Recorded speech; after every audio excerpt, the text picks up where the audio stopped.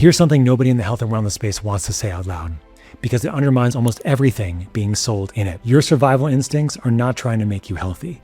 They are keeping you safe. Those are two completely different things. As long as your nervous system is running its survival program at baseline, which for a growing number of people it is, every supplement, every protocol, every optimization tool you reach for is working against a current it was never designed to overcome. This video is about that current, where it comes from, why it is not a personal failure, and what actually has to happen before any of those other tools can reach you. My name is Dr. Scott Scher, and welcome back to Cellular Truth. And here's the thing that gets me as a physician. Patients living from a fear-based baseline do not usually come in saying they're afraid. They come in saying that nothing is working. The sleep protocol is not landing. The supplements are not doing what they did for their friend. They did the 30-day gut reset, the sugar protocol, the carnivore diet, and felt fine for a week, and then went right back to where they were. And underneath it all, when you actually sit with them, is a nervous system that never got the message that is safe enough to stop running the survival program. Not because anything terrible is happening right now, but because the program became the baseline. The alarm became the floor. I want to explain exactly why that happens at the cellular level,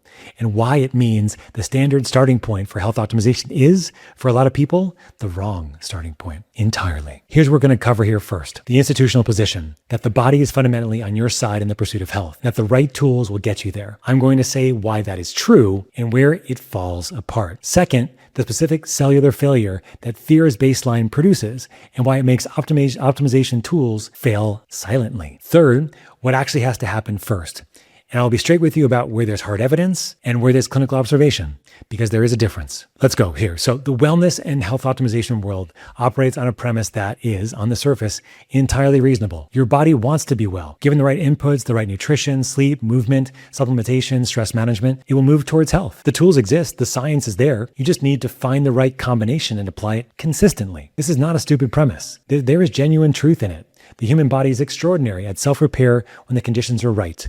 The research on sleep, on nutrition, on movement, on targeted supplementation, it is real. The outcomes are real. For a significant portion of the population, the framework is exactly as advertised. It works exactly as advertised. The problem is not the tools. The problem is the assumption underneath them, that the person reaching for those tools is in a biological state where the tools can land. For a growing number of people, they are not. And the reason comes down to something evolutionary, something written into the hardware so deeply that no supplement has a pathway to override it. Here's what this looks like in my office, in my virtual office. Someone comes in who has done everything right by the standard model. They have tried the protocols. They have read the books. They're sleeping 7 to 8 hours. They are eating clean. They are taking the right things in the right order. And they feel fine. Not well, not optimized, fine.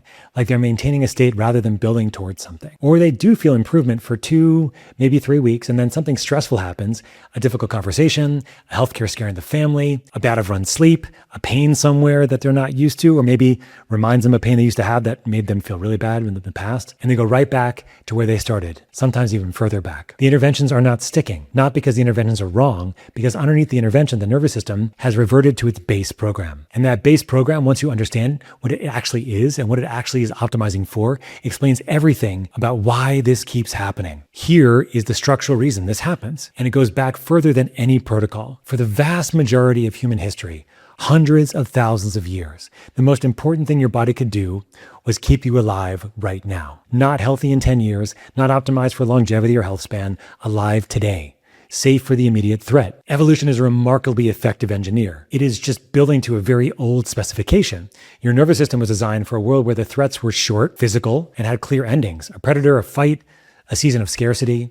It was not designed for a world where the threats are abstract, continuous, and unsolvable, and unresolvable sometimes. But it is running in that world anyway, doing exactly what it was built to do, completely unaware that the specification is 40,000 years or more out of date. The result is a body that is exquisitely good at survival and systematically undertrained for flourishing. Happiness. Because flourishing was never the objective. Happiness, no, it never was really.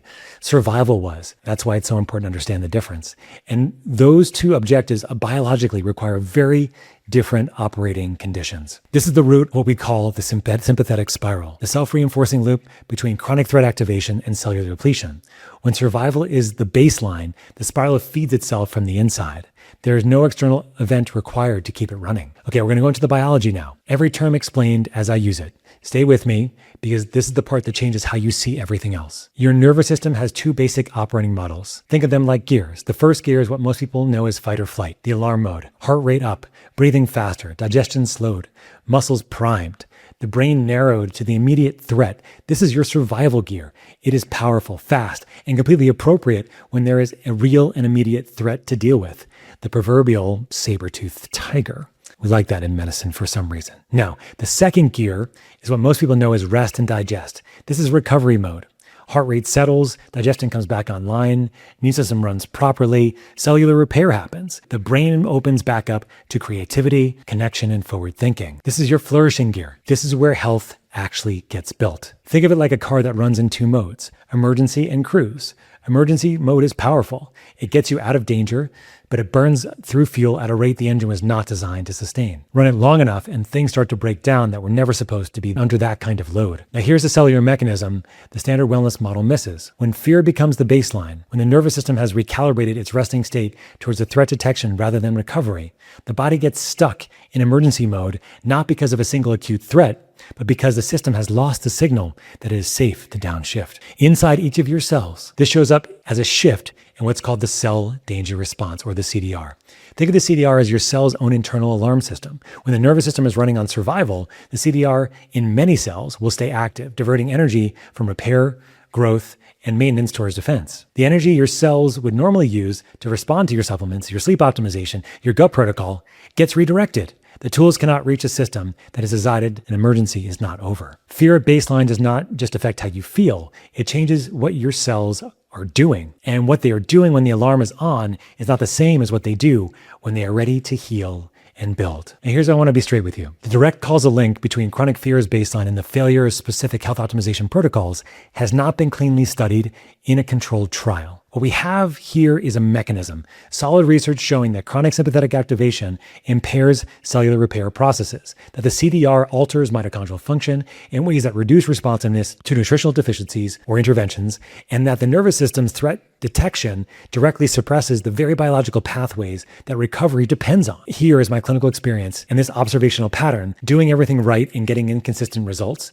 clusters around patients whose nervous system baseline has shifted towards threat, fear. That clinical pattern fits the mechanism, but I'm connecting those dots. So let's hold this accordingly as I go forward here. What this means for the bigger picture is that survival instincts did not evolve to make you healthy. They evolved to keep you alive. Safe and healthy is not the same target. Safe is optimized for the short run. Healthy is built over the long run. When the survival program is running at its baseline, the body consistently prioritizes the short run objective, and the long run quietly gets underfunded. My own personal example here is back pain. If you had a back injury and you had a long time to get better from that, and all of a sudden you feel something in that same area that might be similar to what you felt 4 or 5 years ago, your body goes into that survival threat program.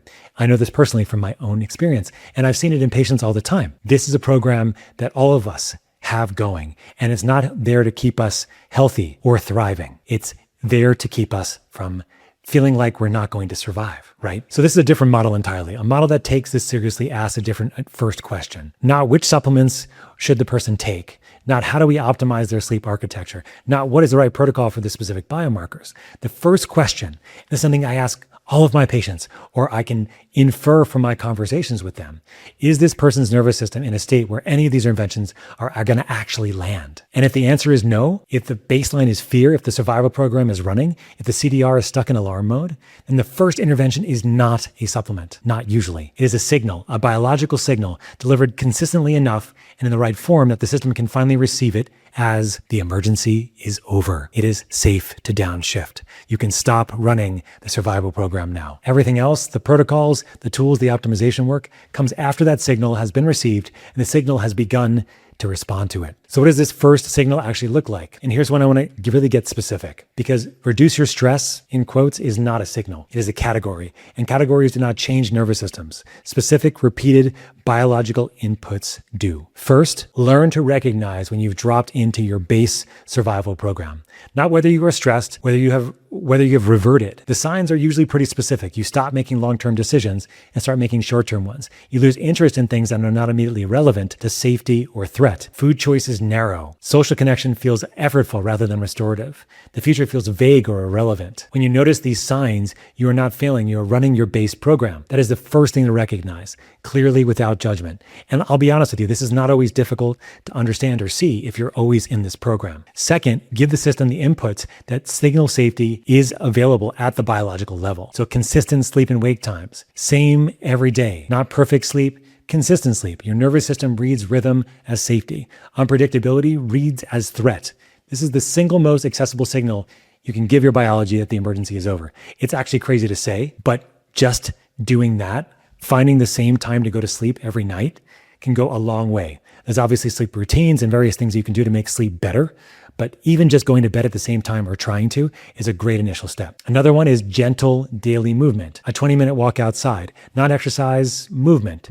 There's a specific pathway, direct vagal nerve stimulated through the rhythmic, low-intensity physical activity that signals the recovery system to go back online. It's one of the most reliable inputs we have. The vagus nerve is your calming down nerve. It's the nerve that comes out of your brain and relaxes you. Next, meals at regular intervals. Your body reads irregular fueling as a resource threat.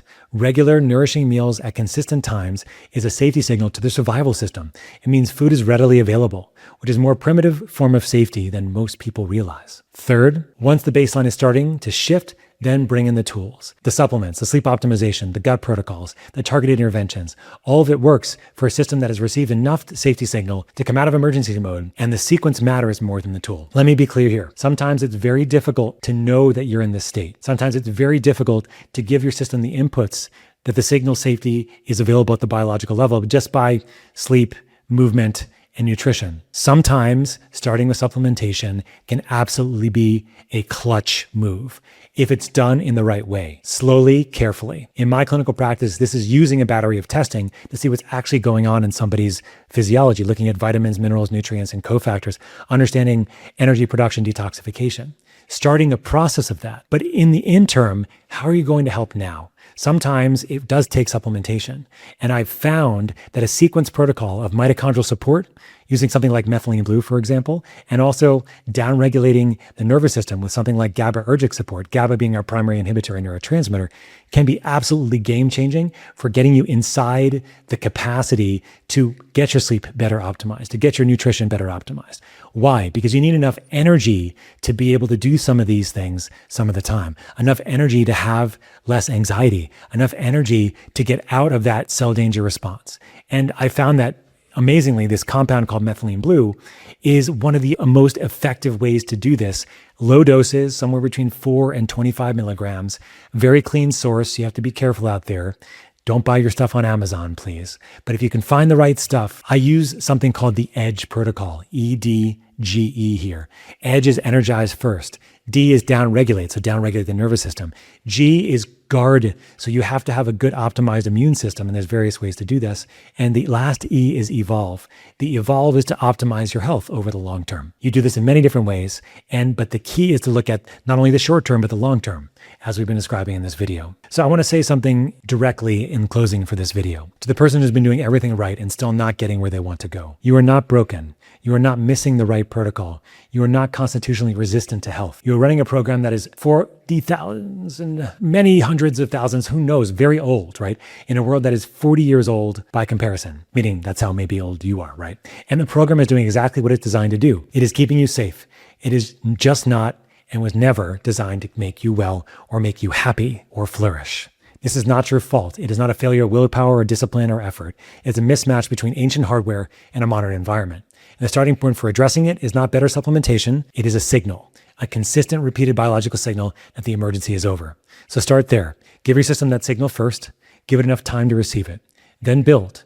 The body you are trying to reach has been waiting for exactly that signal for you to let in. This video is so essential. Signal, sequence, understanding that you are not broken. Your body is defending itself. Survival and reproduction is what we're made to do. Happiness, health, and flourishing take time and take effort. I'm Dr. Scott. See you next time.